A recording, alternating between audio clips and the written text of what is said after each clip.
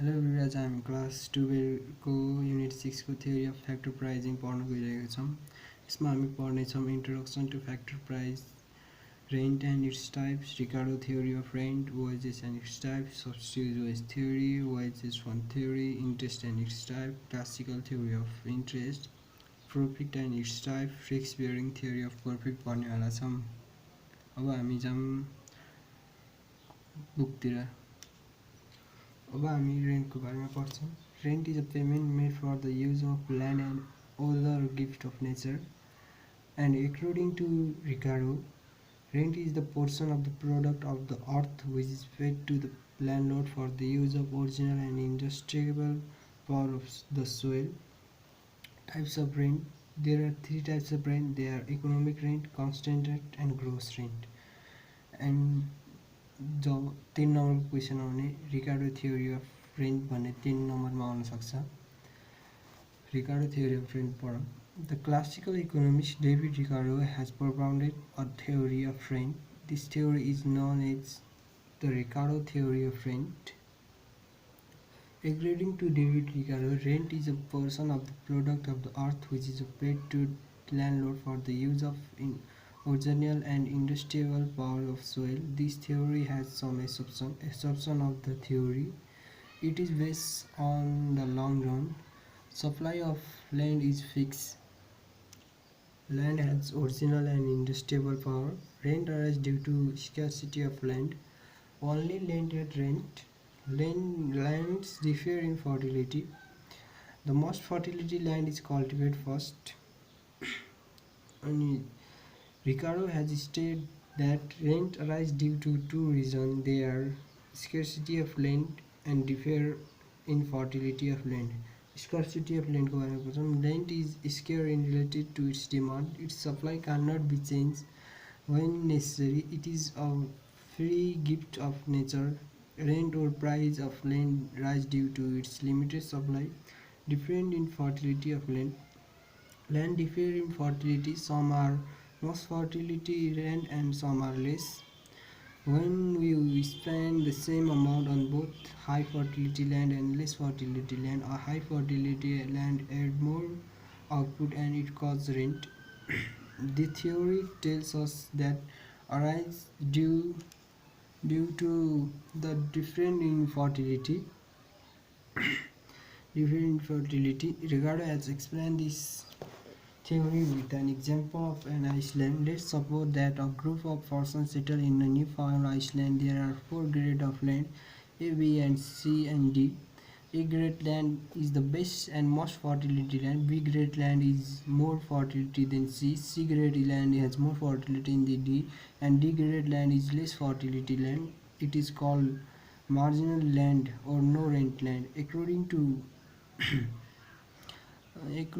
to Ricardo, persons settled in Iceland cultivate the A grade land first, and when the A grade land becomes scarce, the state started cultivate B, C, and D grade of land, respectively. Land of A, B, and C grade at rent due D grade land is a marginal land or no rent land.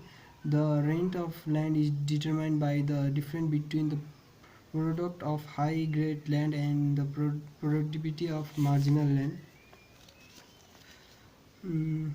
The grades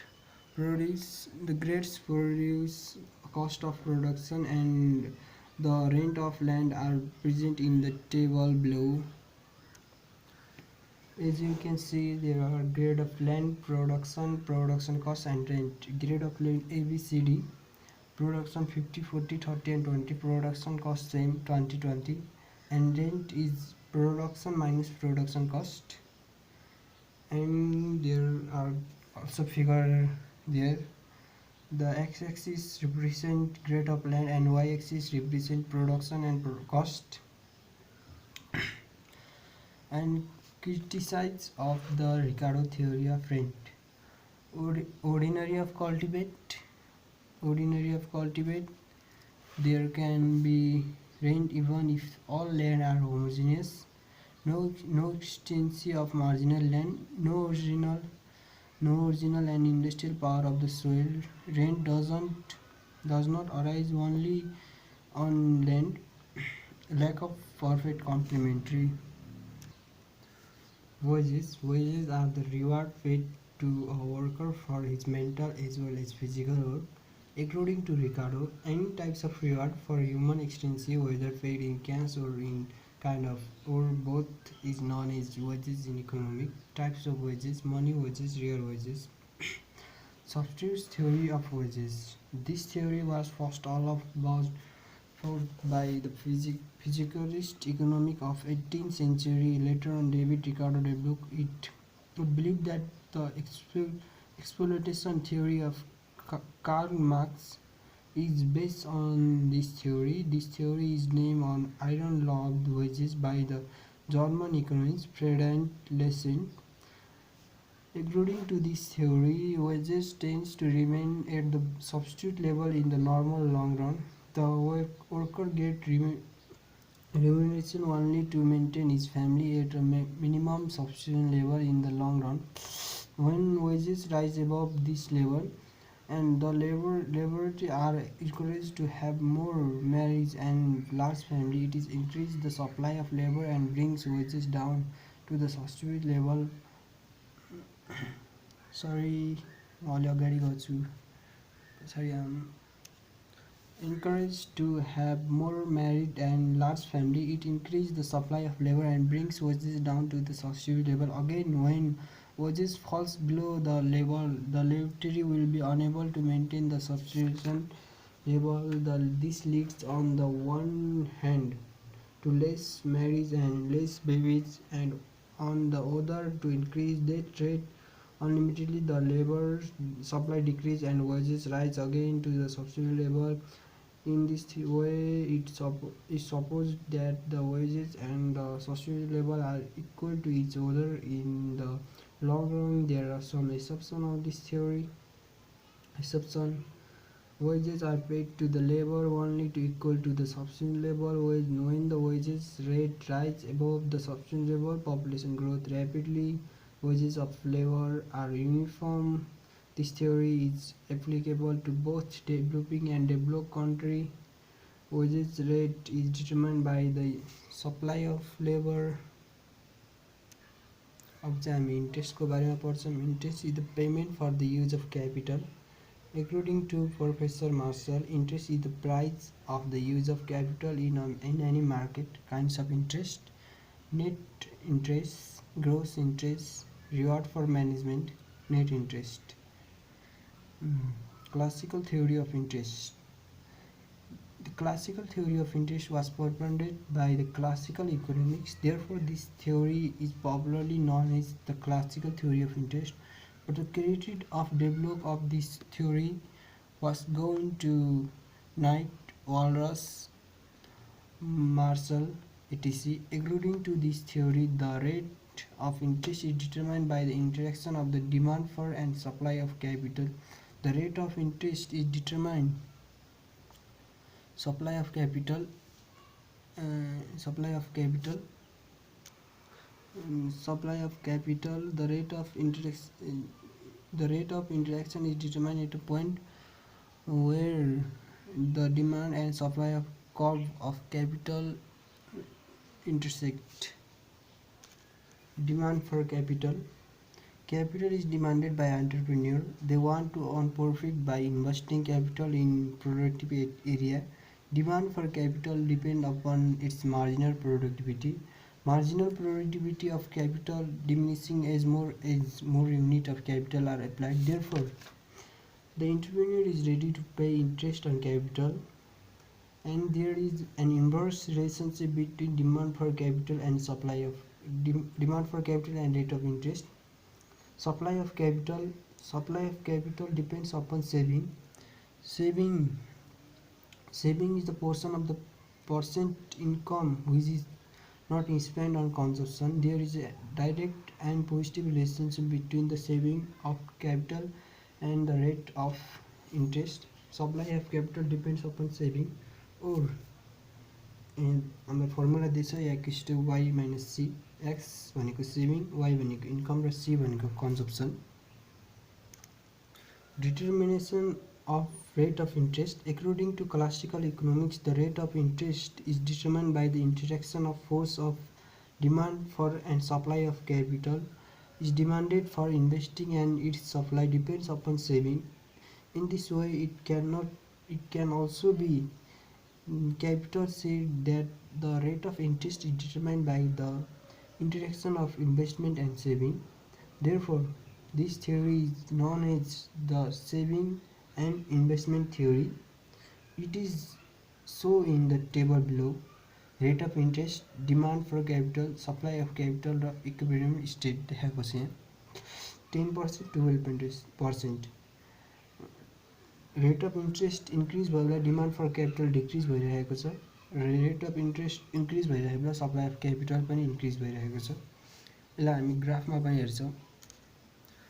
As we can see demand and supply there.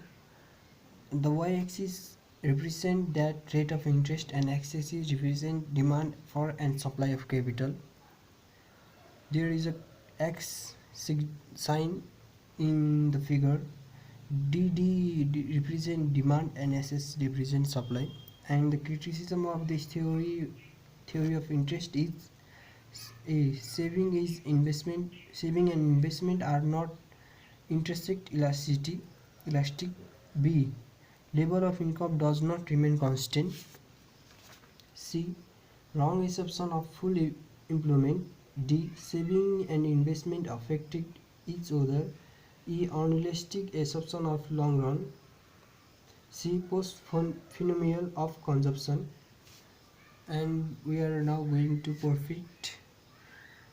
Profit is recent income is paid as reward to entrepreneur. It is uncertainty and may be both positive and negative. According to Marshall, profit is earning of management. Types of profit: net profit, gross profit, and conjugate profit, net profit. Risk bearing theory of profit. When rise in high, profit is high. When risk is high, profit is high. There is direct and positive relationship between risk and profit. The risk bearing theory of profit was propounded by an American economist F.V. Howley in 1907. He said that the main function of an entrepreneur is to maintain risks in business. In order to maintain risks, an entrepreneur should be remittance. The remittance station is called profit. When the risk is higher, profit is higher, and when the risk is lower, the profit is also lower. There is a direct relationship between the amount of profit and the efficiency of risk. Risks are of two types. They are insurable risks and non-insurable risks. Insurable risks are those risks which can be foreseen, insurable, and can be insured. A fire, cut, accident, thief, etc. are insurable risks, and they can be insured by paying charges, and risks may be transferred to other. Non-insurable risks are those risks which can neither be foreseen beforehand nor be insurable. Such risks may not be transferred to other. A falling price of a commodity is the unforgivable risk. The entrepreneur produces goods by expectation for future demand, but if the goods produced are out of fashion, consumption may be boycott them, all of them, and if new substitute goods are available, it may have adverse effect on the demand for good already produced. Both these factors reduce price. Therefore, there is an insurable risk or non-insurable risk. According to F.B. Howell, these non-insurable risks are the real risks. All such risks are give rise to profit. Thank you for watching.